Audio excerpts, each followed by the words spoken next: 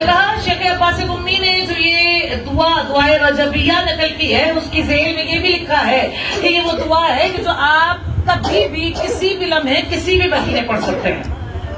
قید نہیں ہے کہ صرف دعائے رجبیہ ہے تو رجب میں پڑھی جائے گی. کیا کہا اس کا پہلا ہی جملہ ہے یمن عرجہ لکل خیر، اور یہ دعائے رجبیہ، اس کا نام دعائے رجبیہ بھی ہے اور اس کا دوسرا نام یہ بھی ہے کہ یمن عرجہ لکل خیر. اس کا دوسرا نام، اس کی جو دعا شروع ہو رہی ہے اس کی پہلی لائن جو ہے، پہلی سطر، پہلی عبارت جو ہے وہ بھی اسی کا نام ہے، اس دعا کا نام ہے عزیزان من. اور کیا کہا کہ یہ من ارجو لکل خیر، پروردگار عالم میں ہر خیر کی امید تجھ سے رکھتا ہوں. ہر خیر تو ہی عطا کرنے والا ہے، ہر خیر کی امید تجھ سے وابستہ ہے، تیرے ہی در سے خیر ملا کرتی ہے. اور خیر تو جانتے ہیں نا، ہر خیر، ہر اچھی چیز، ہر منافع والی چیز جو ہمارے لیے منافع بخش ہو وہ خیر ہے. شیعہ نے حیدر نے کہا اللہ جسے خیر سمجھے وہ ہمیں عطا کر دیتا ہے. اور عزیزان من، یمن ارجو لکل خیر، جو اس جملے کو بھی اگر پڑھنا شروع کر دے تو اس کی حاجتیں پوری ہو جایا کرتی ہیں.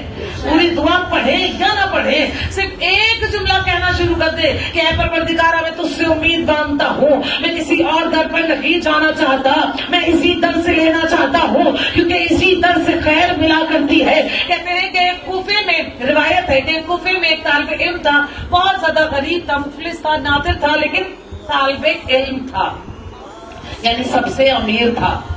سمجھے گا شیعہ حیدر کردار ہے نا، طالب علم تھا، اس کا مطلب ہے سب سے امیر تھا، لیکن دنیاوی بھوک یعنی کہ دنیاوی غربت، چہرے کی رنگت اڑ گئی تھی، لیکن کسی سے سوال نہیں کیا، کسی سے التجا نہیں کری، کسی کے در پر جو ہے وہ جا کر امید نہیں باندھی. عزیزان من، آ گیا کوفے کی مسجد میں اور ایک دفعہ گڑگڑانا شروع کیا، پروردگارا تیرے در پر آیا ہوں، مایوس نہیں لوٹنا چاہتا ہوں، تجھ سے ہی چاہتا ہوں کہ تو ہی عطا کر تاکہ میں کسی کے سامنے شرمندہ نہ ہوں. عزیزان من، کہتے ہیں کہ تو مانگتا رہا، مانگتا رہا، مانگتا رہا، گڑگڑایا، رویا، سجدے میں گیا، کچھ کھا کے گر گیا. غش کی حالت میں خواب میں کسے دیکھا؟ شیعہ نے حیدر کردار، وقت کے امام آ گئے.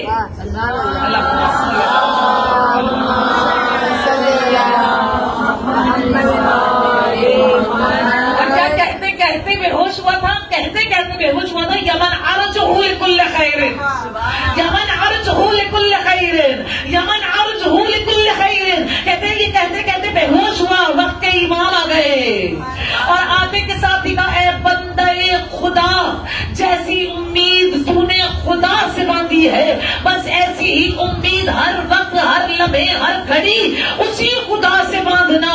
اسی طرح سے خدا تیری مشکلوں کو آسان کر دے گا، تیری راہوں کو کھول دے گا. جا، ہم نے تجھے تونگر کر دیا، ہم نے تیری غربت کو دور کر دیا. شیعہ نے حیدر کہا، کہتے ہیں جب گیا اپنے گھر دروازے پر ایک پوٹلی پڑی ہوئی تھی، سونے کے سکے تھے اور اس میں ایک پرچی لگی ہوئی تھی، پرچی رکھی ہوئی تھی جس کے اوپر یہی لکھا ہوا تھا جیسے امید تو نے خدا سے آج باندھی ہے ایسی ہی امید ہمیشہ باندھتے رہنا.